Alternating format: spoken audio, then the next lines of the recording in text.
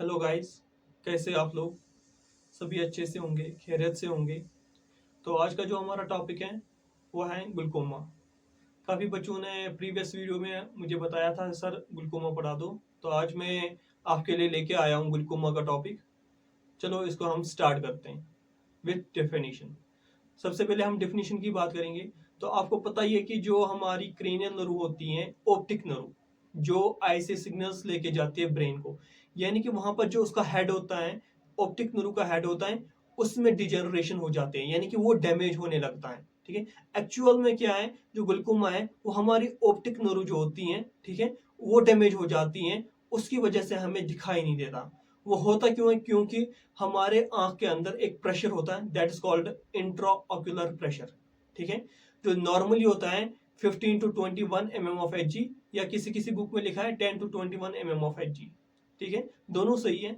आप एक रेंज याद रखना, 10 to 21 mm of H G normal होता है। ठीक है। तो यही प्रेशर इंक्रीज होता है। ये प्रेशर किस चीज का होता है कि हमारी स्लैरी बॉडी जो होती है वो एक्वस फ्लूइड, एक्वस ह्यूमर स्क्रीट करती हैं, जिसकी वजह से हमारी जो नरिशमेंट होती है आई की, बट यही जब इंक्रीज हो जाता है, इसकी वजह से पूरी आई बॉल पे भी प्रेशर पड़ता है। ठीक है, वो हमारी ऑप्टिक नर्व को डैमेज करते हैं, दैट्स कॉल्ड ग्लूकोमा। अब यहाँ पर क्या एक्चुअल में जो कॉज, मेन कॉज क्या है ग्लूकोमा का, वो है इंट्राऑक्यूलर प्रेशर इंक्रीज होना। ठीक है, उसकी वजह से जो हमारी ऑप्टिक नर्व होती हैं, ठीक है, वो डैमेज हो जाती हैं। ठीक है, जो head of the optic nerve है उसको हम बोलते हैं कपिंग, ऑप्टिक डिस्क कपिंग, वो क्या होती है, डैमेज हो जाती है। ठीक है, तो उसकी वजह से जो डिजीज कंडीशन आती है, दैट्स कॉल्ड ग्लूकोमा। ठीक है। तो एक और चीज है, जो ग्लूकोमा है second leading cause of blindness world wide में, पूरी दुनिया में जो ब्लाइंडनेस का कारण है, तो ग्लूकोमा उसमें सेकंड नंबर पे आता है। ठीक है। एंड एक और चीज है, अगर ऑप्टिक नर्व डैमेज हो गई है, यानी कि ब्लाइंडनेस हो गई है, ठीक है, वो इरिवर्सिबल है, हम उसको ठीक नहीं कर सकते। This is the definition of glaucoma. Next हम बात करेंगे कि नॉर्मल आईओपी इंट्राऑक्यूलर प्रेशर। जो नॉर्मली आईओपी होता है वो क्या होता है, 10 to 21 mm ऑफ एच होता है। ठीक है, ये मेंटेन कौन करता है, जो हमारा एक्वस ह्यूमर होता है। ठीक है, वो प्रोड्यूस करता है कौन, स्लेरी बॉडीज प्रोड्यूस करता है। ठीक है, वो प्रोड्यूस करता है एंड वो बाहर निकल जाता है। बाहर कहां से निकलता है, हमारे आंख के अंदर एक होल होता है। ठीक है, उसको हम बोलते हैं ट्रेबिकुलर मैशवर्क। क्या बोलते हैं, ट्रेबिकुलर मैशवर्क। वो होल होता है, वहां से फ्लूइड ड्रेन हो जाता है सिस्टमेटिक सर्कुलेशन के अंदर, यानी कि सिलैरी बॉडीज फ्लूइड को सिक्रीट करते हैं। ठीक है, उसके बाद ट्रेबिकुलर मेशवर्क से जितना भी एक्स्ट्रा होता है वो निकल जाता है एंड सिस्टमेटिक सर्कुलेशन में चला जाता है। वो जो जिस कैनाल के जरिए वो चले जाते हैं उसको बोलते हैं स्लेम्स कैनाल। क्या बोलते हैं, स्लेम्स कैनाल। ठीक है।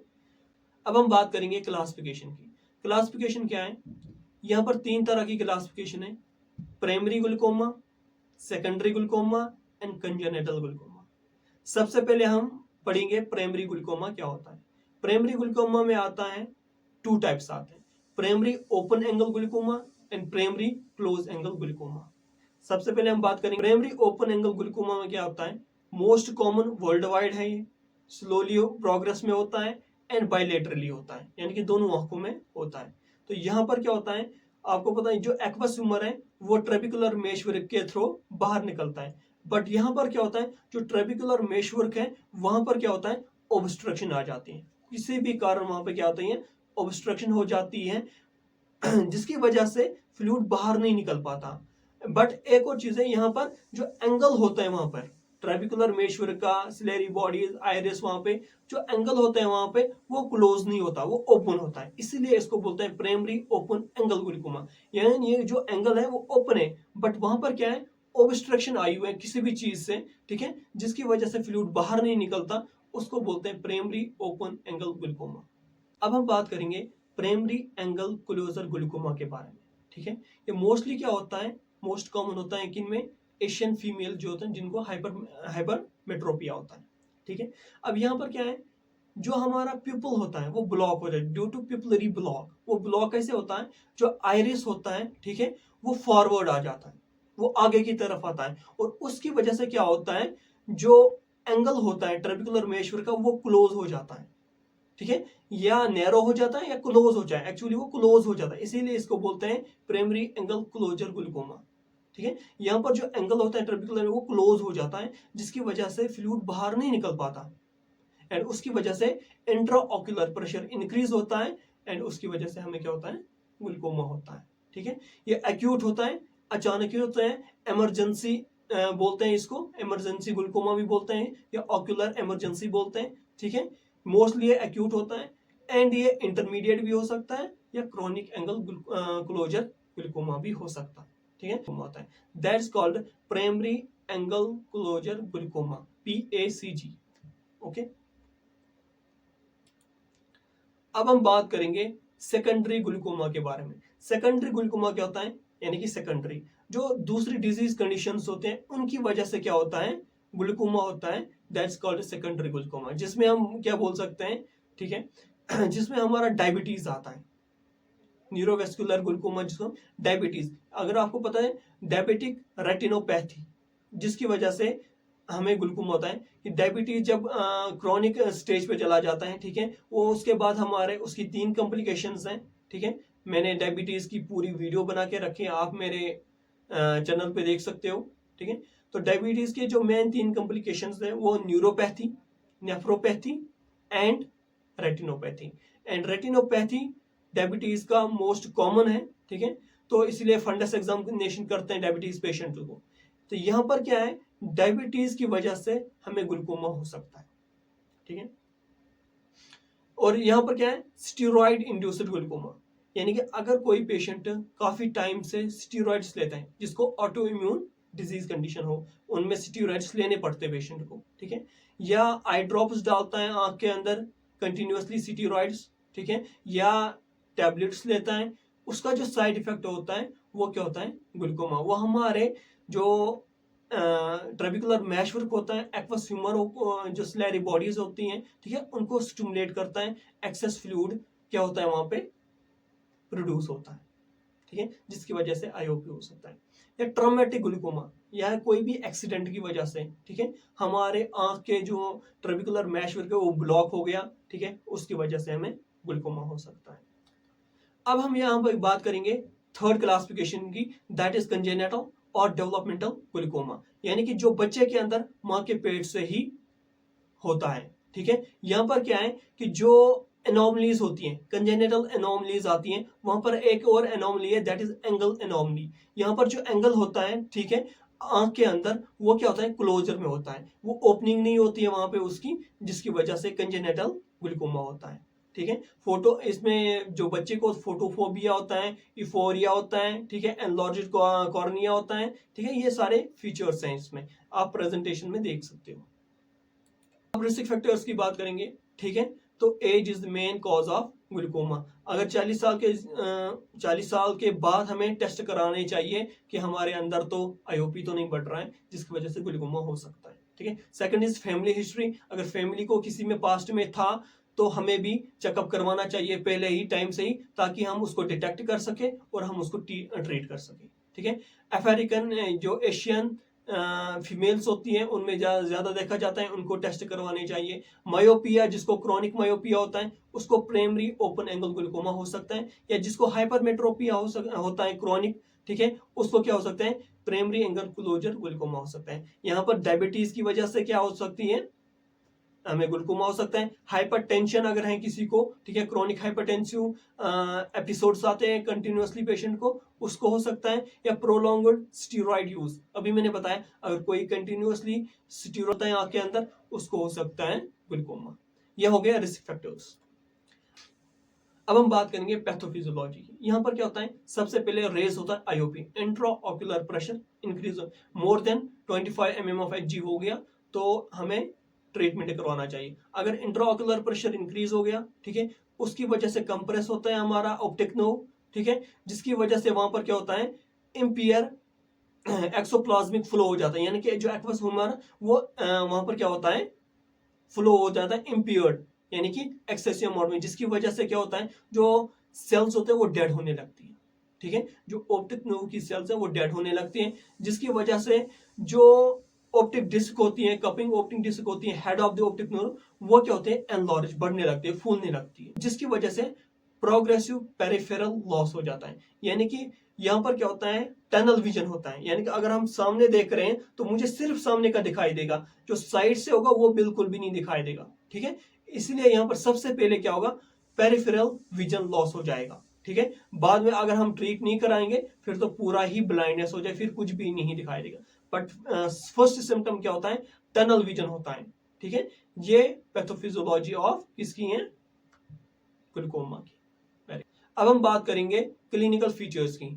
हम क्लासिफिकेशन के अकॉर्डिंग हम सिम्टम्स पढ़ेंगे। प्राइमरी ओपन एंगल ग्लूकोमा में क्या होता है, यूजुअली क्या होता है, ये एसिम्प्टोमेटिक होता है अनटिल लेट, यानी कि अगर हमें पहले पता नहीं लगता है, सिम्टम्स ही नहीं आते हैं कि हमें ग्लूकोमा हो रहा है, बट जब वो क्रॉनिक स्टेज पे चला जाता है फिर उसके बाद सिम्टम्स आने लगते हैं। सिम्टम्स क्या आने लगते हैं, ग्रेजुअली क्या होता है, लॉस ऑफ पेरिफेरल विजन, एकदम से साइड वाला दिखना ही बंद होता है, ठीक है। यानी मैंने अभी बताया टनल विजन होता है, जब हम सामने देखें बिल्कुल भी सामने वाला दिखाई देगा, साइड से कुछ भी नहीं दिखाई देगा, ठीक है। यहाँ पर क्या ऑप्टिक डिस्क जो होती है, यहाँ पे वर्टिकल कपिंग हो जाती है, यानी कि जो हमारी जो ऑप्टिक नर्व है, ठीक है, जो डायमीटर है उसका वो इंक्रीज होने लगता है, ठीक है। डिस्क पेलोर हो जाता है, यानी कि येलोनेस हो जाती है हमारे आंखों के जो ऑप्टिक डिस्क है वो बिल्कुल क्या है, येलो येलो हो जाते हैं वहां पर सेल डेथ होने की वजह से, ठीक है। नॉचिंग हो जाती है। विजुअल फील्ड क्या होता है, एक्यूरेट स्टोमा।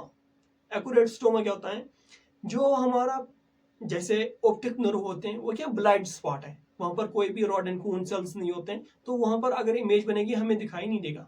बट अगर रेटिना के साइड में ब्लाइंड स्पॉट बन गया, that's called stroma. Acute stroma में क्या होता है कि साइड पे जो रॉड एंड कोन सेल जहां पे प्रेजेंट है बट वहां पे कुछ हमें दिखाई नहीं देता है, that's accurate stroma. And nasal steps क्या बोलते हैं, यहाँ पर क्या होता है, ये वहां पर भी क्या होता है कि हमें दिखाई नहीं देता है बट वो मीडियल लाइन को क्रॉस नहीं कर पाते। एंड पैरासेंट्रल स्टोमा क्या होता है, यहाँ पर क्या है, मीडियल लाइन तक आ जाता है। एंड सेंट्रल क्या होता है, पूरा ही हमारा जो आई होती है वहां पर इमेज फॉर्मेशन नहीं हो पाती, एंड वहां पर क्या होता है, फुल्ली विजन लॉस होता है, फुल्ली ब्लाइंडनेस हो जाता है बंदा, ठीक है। That is visual field symptoms. अब हम बात करेंगे प्राइमरी एंगल क्लोजर ग्लूकोमा की। एक्यूट अटैक आ जाता है ये, ठीक है। यहाँ पर क्या होता है, सीवियर ऑक्यूलर पेन, यानी कि आंख के अंदर पेन हो जाए, हेडेक होने लगता है, नोजिया होने लगती है, वॉमिटिंग होने लगती है, ठीक है। सडन फॉल इन विजन हो जाता है, ठीक है। हेलोस अराउंड लाइट, जब हम लाइट की तरफ देखेंगे रिंग रिंग से दिखाई देने लगता है, ठीक है। आंखों में रेडनेस आ जाती है, एडिमा हो जाता है आंखों के अंदर, ठीक है। डायलेटेड या फिक्स्ड पिपल हो जाता है, डायलेट हो जाता है पिपल या फिक्स हो जाता है, ठीक है। और हमारी जो आईबॉल होती है वो क्या होने लगती है, हार्ड होने लगती है, ठीक है। एंड जो इंट्रा ऑक्यूलर प्रेशर होता है वो more than 40 to 60 mm of H होता है, यानी कि 40 से ज्यादा इंट्रा ऑक्यूलर प्रेशर होता है हमारे आंख के अंदर, ठीक है। और यहाँ पर क्या है, क्रोनिक में क्या होता है, ग्रेजुअल पेरिफेरल फील्ड लॉस हो जाता है, ठीक है, या ऑप्टिक कपिंग हो जाती है, ठीक है। यहाँ पर भी यही चीज होती है, ये यहाँ पर क्या होता है, क्रोनिक में या ग्रेजुअली भी हो सकता है, क्रोनिक भी हो सकता है फील्ड लॉस, ठीक है। अब हम डायग्नोसिस की बात करेंगे। डायग्नोस में क्या, सबसे पहला गोल्ड स्टैंडर्ड टेस्ट जो होता है वो होता है टोनोमेट्री। टोनोमेट्री में क्या होता है, हम मेजर कर पाते हैं आईओपी, इंट्रा ऑक्यूलर प्रेशर, ठीक है। तो tonometry is the major diagnostic evaluation test for glaucoma, इसको हम बोलते हैं गोल्ड स्टैंडर्ड। ये कॉम्पिटेटिव एग्जाम्स में भी पूछा जाता है, the gold standard diagnostic test of glaucoma, that is tonometry, ठीक है। Next is गोनोस्कोपी। गोनोस्कोपी में क्या होता है, जो एंटीरियर चेम्बर, आपको पता है aqueous humour anterior chamber and posterior chamber में होता है, तो हम यहाँ पर क्या करते हैं, एसेस करते हैं एंटीरियर चेम्बर एंगल, जो एंगल होता है वो ओपन है या क्लोज है, ठीक है। हम यहाँ पर इस टेस्ट के जरिए हमें डिफरेंशिएट होता है प्राइमरी ओपन एंगल ग्लूकोमा है या प्राइमरी एंगल क्लोजर ग्लूकोमा है, ठीक है। सेकंड थर्ड जो डायग्नोस्टिक टेस्ट है दैट इज ऑप्थेल्मोस्कोपी।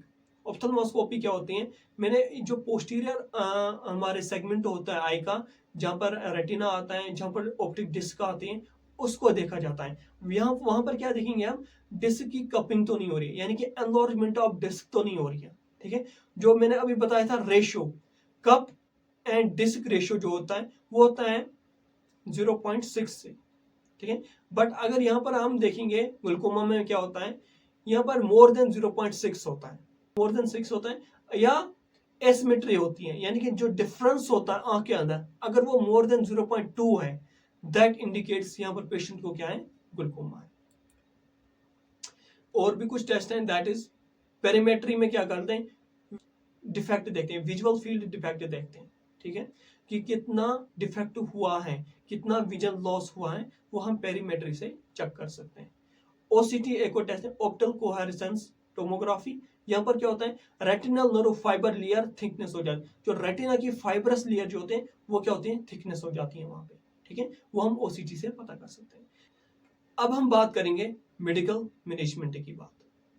ठीक है, तो सबसे पहले हम प्रोस्टाग्लैंडियन एनालॉग्स देते हैं। ठीक है, इनका काम क्या होता है, ये आउटफ्लो को इंक्रीज करते हैं, यानी कि अगर हमारी आंख के अंदर एक्वस ह्यूमर फ्लूइड ज्यादा है, जिसकी वजह से आईओपी इंक्रीज हुआ है, तो हम यहाँ पर प्रोस्टाग्लैंडियन एनालॉग्स दे सकते हैं। वो इंक्रीज करेगा आउटफ्लो, यानी कि फ्लूइड को बाहर निकालेगा, तो उसकी वजह से क्या होगा, आईओपी डिक्रीज होगा। जैसे एग्जांपल क्या है, लेंटानो प्रोस्टा या ट्रेवो प्रोस्टा या बेमेटो प्रोस्टा, ये क्या होता है, फर्स्ट लाइन ट्रीटमेंट होता है किसका, प्राइमरी ओपन एंगल ग्लूकोमा। यहाँ पर क्लोजर नहीं है एंगल का, तो हम यहाँ पर आउटफ्लो इंक्रीज करवा सकते हैं एंड आईओपी को डिक्रीज कर सकते हैं। ठीक है, नेक्स्ट इज यहाँ पर बीटा ब्लॉकर्स, जो जिनका काम क्या होता है, जो डिक्रीज करते हैं प्रोडक्शन ऑफ एक्वस ह्यूमर। ठीक है, तो यहाँ पर एग्जांपल्स हैं टिमोलॉल या बेटॉक्सोलॉल। ठीक है, ये हम टेबलेट्स दे सकते हैं। थर्ड, यहाँ पर हम एक और चीज दे सकते हैं, वे भी डिक्रीज करवाते हैं क्या, production of aqueous humour, that is carbonic anhydrase inhibitor.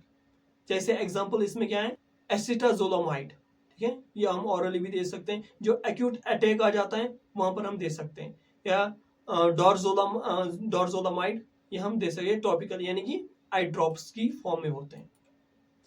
Next हम और भी ड्रग्स दे सकते हैं, अल्फा 2 एंटागोनिस्ट। ठीक है, ये दोनों क्या करता है, डिक्रीज प्रोडक्शन करता है एंड इंक्रीज आउटफ्लो करता है। एग्जांपल इसमें क्या आता है, प्रिमोनाइड। ठीक है, इसके बाद हम देखते हैं मायोटिक्स दे सकते हैं, जो इंक्रीज क्या कर रहे हैं, ट्रेबिकुलर आउटफ्लो को इंक्रीज करवाता है, जिसमें एग्जांपल आता है, ठीक, पाइलोकार्पिमाइन है, ये यूज्ड किस में होता है, प्राइमरी एंगल क्लोजर ग्लूकोमा में हम देते हैं बिफोर सर्जरी, सर्जरी करने से पहले, नॉट फर्स्ट लाइन ट्रीटमेंट में नहीं आता है, हम ये प्राइमरी ओपन एंगल ग्लूकोमा में नहीं देते हैं, बट क्या कब देते हैं, सर्जरी से पहले, किसमें, प्राइमरी एंगल क्लोजर ग्लूकोमा में। ठीक है, एग्जांपल क्या है, पाइलोकार्पाइन मेडिकेशन मायोटिक्स में आते हैं। ठीक है, इसके बाद हम एक और चीज कर सकते हैं, दैट इज लेजर थेरेपी दे सकते हैं। लेजर थेरेपी से हम क्या कर सकते हैं, ग्लूकोमा को ट्रीट कर सकते हैं, जिसमें आता है लेजर ट्रेबिक्युलोप्लास्टी। ये हम कब करते हैं, प्राइमरी ओपन एंगल ग्लूकोमा, यानी कि वहां पर उस जो ऑब्स्ट्रक्शन आई है उसको हम ठीक कर सकते हैं। ठीक है, लेजर के जरिए। एंड यहाँ पर एक और चीज है, लेजर आयरोडक्टोमी। ठीक है, यहाँ पर ये किस में हम यूज करते हैं, प्राइमरी एंगल क्लोजर ग्लूकोमा में। यहाँ पर क्या करते हैं हम, जो मैंने पहले बता, आयरिस जो होता है वो फॉरवर्ड की तरफ आता है, तो वहां पर क्या आर्टिफिशियल क्या होता है, होल क्रिएट करते हैं किसमें, आयरिस में, और बाईपास बनाते हैं यहाँ पर पिपलरी ब्लॉक जो हुआ है। ठीक है, जो पिपलरी ब्लॉक हुआ है, तो यहाँ पर आयरिस में क्या करते हैं, होल करते हैं, बाईपास बनाते हैं, जिसकी वजह से जो एक्वस ह्यूमर है, इंक्रीज्ड एक्वस ह्यूमर है, वो क्या निकले, बाहर निकले और सिस्टमेटिक सर्कुलेशन में जाए। अब हम इसके बात करेंगे सर्जिकल मैनेजमेंट की। सर्जिकल मैनेजमेंट में सबसे पहले आता है ट्रेबुलक्टोमी। इसमें क्या कहता है, आर्टिफिशियल क्रिएटिंग होल करते हैं आंख के अंदर, क्योंकि ट्रेबिकुलर मेशर को क्लोज हो गया है, वहां से फ्लूइड बाहर नहीं निकलता है, तो हम आर्टिफिशियल होल करते हैं, जिसकी वजह से एक्वस ह्यूमर बाहर निकलता है, ड्रेन होता है एंड सिस्टमेटिक सर्कुलेशन में चला जाता है। या ड्रेन इम्प्लांट करते हैं, वहां पर क्या डालते हैं, शंट डालते हैं। ठीक है, वहां पर क्या करना है, उससे क्या होगा, वो खुला रहेगा, वो जो ओपनिंग की है हमने वो ओपन रहेगी और फ्लूइड जो होगा वो बाहर निकलता रहेगा। ठीक है। एक और यहाँ पर साइक्लोडिस्ट्रक्टिव प्रोसीजर होता है। यहाँ पर क्या होता है, ये रिड्यूस करता है एक्वस प्रोडक्शन को। जो स्लेरी बॉडीज होती हैं वही प्रोड्यूस करते हैं, उनके सेल्स को क्या करते हैं, डेड किया जाता है कुछ सेल्स को, ठीक है। वहां से क्या होगा, उसकी प्रोडक्शन कम होगी, एंड जब कम होगी तो आईओपी मेंटेन रहेगा, ठीक है। ये होती है सर्जिकल मैनेजमेंट। अब हम बात करेंगे कुछ की पॉइंट्स की, जो सबसे हमें माइंड में रखने हैं जब भी ग्लूकोमा की बात करेंगे, तो ये की पॉइंट्स हमें माइंड में होने चाहिए, ठीक है। सबसे पहले ग्लूकोमा में ये साइलेंट थीफ ऑफ साइट होता है, यानी कि ये साइलेंटली हमारी आई साइट को छीन लेता है। एंड यहाँ पर जो इंट्राऑक्यूलर प्रेशर होगा वो more than 21 mm of H होगा, जिसकी वजह से ऑप्टिक नर्व डैमेज हो जाएगी, विजुअल फील्ड डिफेक्ट हो जाएगा, एंड हमें क्या होगा, दिखाई नहीं देगा, ब्लाइंडनेस हो जाएगी। थर्ड चीज यहाँ पे प्राइमरी ओपन एंगल ग्लूकोमा, ये क्रॉनिक हो सकता है, ठीक है, एसिम्प्टोमेटिक हो सकता है, स्लो होता है। तो यहाँ पर क्या है, स्क्रीनिंग की जरूरत होती है आफ्टर 40 इयर्स ऑफ एज, ठीक है।